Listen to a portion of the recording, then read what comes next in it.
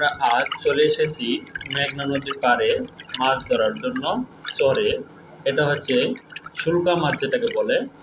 এখানে নেট জাল দিয়ে মাছ ধরতে চলে এসেছি।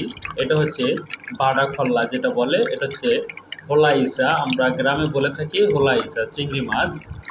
পাশে যেটা রয়েছে এটা হচ্ছে বাচ্চা মাছ। এখানে আরেকটি রয়েছে পাশে সাদাটা বাচ্চা মাছ, ব্যাঙও রয়েছে। মাছগুলো এখানে ফালাফালি করতেছে। অবশ্যই আমরা দেখতে পাচ্ছি এখানে এটা হচ্ছে বাচ্চা মাছ। এটা হচ্ছে সাদা পোয়া মাছ, যেটাকে আমরা পোয়া মাছ বলে থাকি। এটা হচ্ছে সাদা পোয়া মাছ।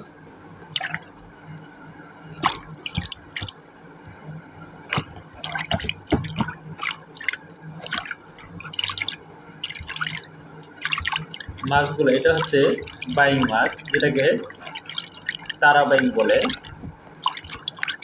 এটা হচ্ছে বাইং মাছ। মাছগুলো কিন্তু ফালাফালি করতেছে, দেখতে কিন্তু খুব সুন্দর লাগতেছে। যদিও আমি ভালো ভিডিও করতে পারতেছি না।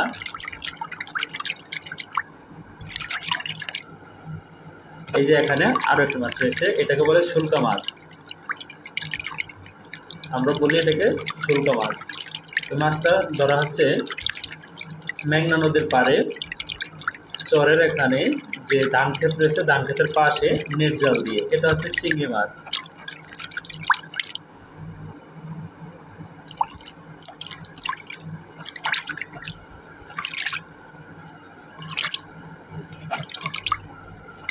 মাছ ধরার মজাই কিন্তু আলাদা। যারা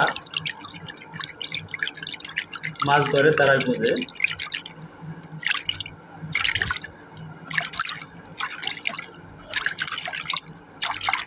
এটা হচ্ছে বাচ্চা মাছ। এই মাছগুলো সাধারণত নদীতেই থাকে।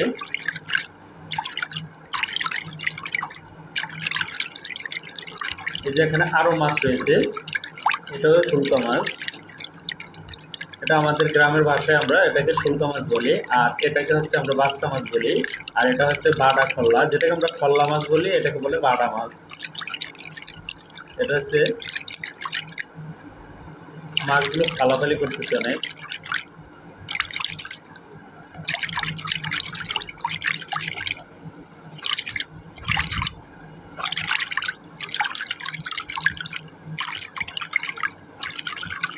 এই যে এখানে একটা বড় বড় খল্লা মাছ। এই যে এটা, এই খল্লা মাছগুলো সাধারণত নদীতে বাইসা থাকে, একসাথে জাগ বেঁধে থাকে। এগুলো আটকে গেছে জাল, আমরা বসি বলে থাকি, কঞ্চি বলে। এই কঞ্চির উপরে উঠানোর পরে মাছগুলো আটকে পড়ছে। মাছটা কিন্তু বেশ বড় দেখতে। এই যে এখানে মাছগুলো সবগুলো এক জায়গায় করা হয়েছে, এখানে রাখা হয়েছে। এটা সাধারণত আমরা অনেকে রুলা বলে থাকি।